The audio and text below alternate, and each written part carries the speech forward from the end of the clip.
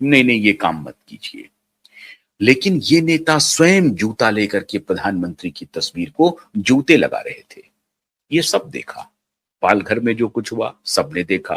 पत्रकार को कैसे उठाया सबने देखा।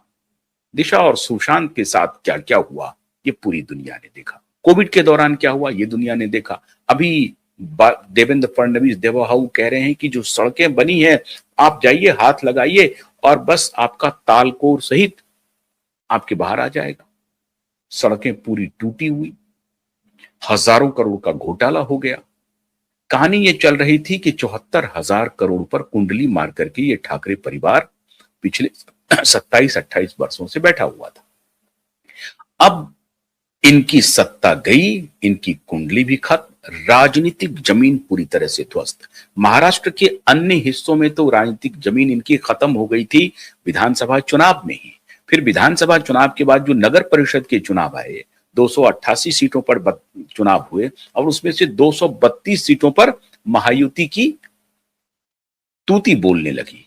तूती बोली, झंडा गड़ गया।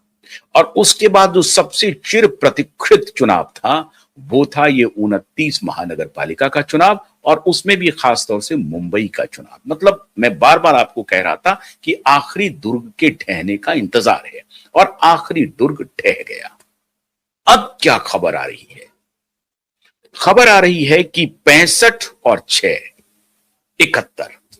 अब ये जो 71 हैं, इस 71 में से कम 35 से 40 कॉरपोरेटर सत्ता की तरफ रुख किए हुए हैं।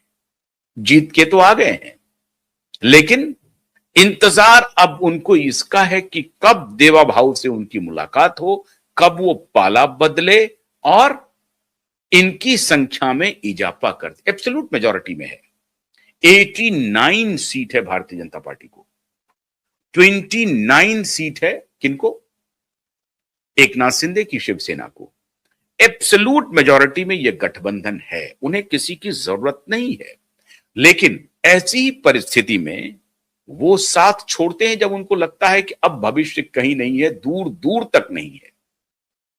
हिंदू हृदय सम्राट के फिलॉसफी को जिस तरह से उद्धव ठाकरे ने तिलांजलि दी, उस तिलांजलि के बाद अब ये जो बचे खुचे कार्यकर्ता थे उनको ये लग रहा था कि शायद मुंबई महानगर पालिका के चुनाव में अभी भी जान बची हुई है। याद कीजिए 84 सीट पे इनकी ताकत थी। इस 227 में से मैं मुंबई महानगर पालिका को विस्तार से आपको बता चुका हूं। कल के वीडियो में आपने देखा होगा कि कैसे 1888 में मुंबई महानगर पालिका की शुरुआत हुई और तब से लेकर के आज तक, जब फिरोज शाह मेहता के जमाने से शुरुआत हुई, लेकिन जब आजादी के बाद समीकरण बदलने लगे और पिछले 30-35 वर्षों, 27 वर्ष से तो कुंडली मार के बैठे हुए हैं, लेकिन बाला साहब ठाकरे का जब उदय हुआ और हिंदू हृदय सम्राट मराठी मानुस इसका जब नारा हुआ तो मुंबई बाला साहब ठाकरे के पीछे खड़ा हुआ, इसमें कोई शक नहीं है। और मुंबई पर एक छत्र राज हो गया। लेकिन अब मुंबई अपना नजरिया बदल रहा है, अपनी दिशा बदल रहा है, अपनी चाल बदल रहा है। एक एग्जाम्पल और देखिए, अरुण गबली की 2 बेटियां ये जो रैकेटियर्स थे, गैंगस्टर थे ना, सबको मुंबई की जनता ने, और आप सुधी जो जनता है, जो वोटर हैं, उनके प्रति हमारा सैल्यूट भी है, हम उनको सैल्यूट भी करते हैं। अरुण गबली की दोनों बेटियों को बाहर कर दिया, हरा दिया। ये गैंगस्टर वाला खेल अब नहीं चलेगा। लेकिन वर्ली जो सेंट्रल मुंबई है उसमें इनका प्रभुत्व अभी भी है। बाकी इलाके में तो ये फिनिश हो गए। अब सेंट्रल मुंबई में जो वर्ली का इलाका है, जो बांद्रा का इलाका है, इन सब में इनका अभी भी थोड़ा बहुत प्रभुत्व बचा हुआ है। क्यों प्रभुत्व बचा हुआ है मित्रों? इसलिए प्रभुत्व बचा हुआ है कि ये जो बड़े बड़े बिजनेस घराने हैं, बड़े बड़े बॉलीवुड स्टार्स के जो टेंट्रम्स वाले लोग हैं, जो इनके संपर्क में रहने वाले लोग हैं, उनका ये पूरा इलाका है। तो वहां इनका वर्चस्व अभी भी है और वर्ली से विधायक भी है आदित्य ठाकरे। लेकिन जो 2 बड़ी खबर आ रही है, एक तो ये जो 65 में से लगभग 35 से 40 कॉरपोरेटर भारतीय जनता पार्टी के संपर्क में, एकनाथ शिंदे के संपर्क में भी हैं, लेकिन अधिक संपर्क भारतीय जनता पार्टी के साथ है। वो टूटने के कगार पर बैठे हुए हैं। और इसीलिए अब वो ये देख रहे हैं कि ये जो 74,000 करोड़ का जो सबसे बड़ा खजाना है मुंबई में, जहां माया नगरी है, माया नगरी को अगर इन्फ्लुएंस करना है तो मुंबई म्युनिसिपल कॉरपोरेशन पर कब्जा होना ही चाहिए। हमारी कोई कुवत होनी ही चाहिए। वो कुवत उनकी बनेगी नहीं अगर इसके साथ रहेंगे, बाप बेटे के साथ रहेंगे। अब धूल धूसरित हो चुका है मामला। आप नागपुर चले जाइए, पुणे चले जाइए, 155 में से 102 सीट नागपुर में भारतीय जनता पार्टी को, लैंडस्लाइड विक्ट्री। पुणे में भी वही हालत है। तो पूरे महाराष्ट्र का की जो आबो हवा है वो अभी भारतीय जनता देवाभाऊ की तरफ जा रही है। अब सबसे इंपॉर्टेंट मित्रों बात यह है कि ये जो 35-40 कॉरपोरेटर हैं जो बीजेपी के तरफ रुख करना चाहते हैं, उसके बाद क्या मिट्टी बचेगी? यही बात विधानसभा चुनाव के बाद हुआ कि जो 20 एमएलए हैं वो भी रुख कर रहे हैं, लेकिन भारतीय जनता पार्टी की तरफ से नो एंट्री का बोर्ड लग गया। क्यों? क्योंकि 132 सीट अकेले बीजेपी को है, 144 सीट चाहिए, 132 अकेले भाजपा को है।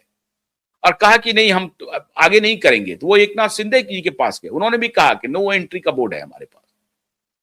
और इस पे आपने देखा होगा कि संजय राउत की भरपूर पिटाई हुई, संजय राउत की भरपूर पिटाई हुई।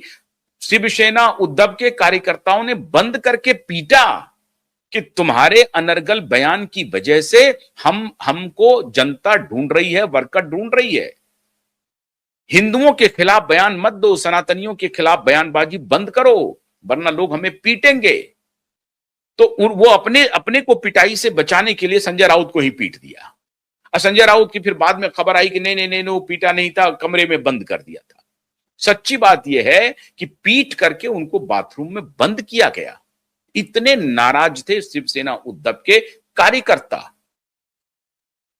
उनको आशा थी कि अगर राज ठाकरे आ जाएंगे तो हमारी बात बन जाएगी। अब बात नहीं बनेगी। और सबसे बड़ा इंपैक्ट अब जो होने वाला है वो 20 जनवरी को है। मतलब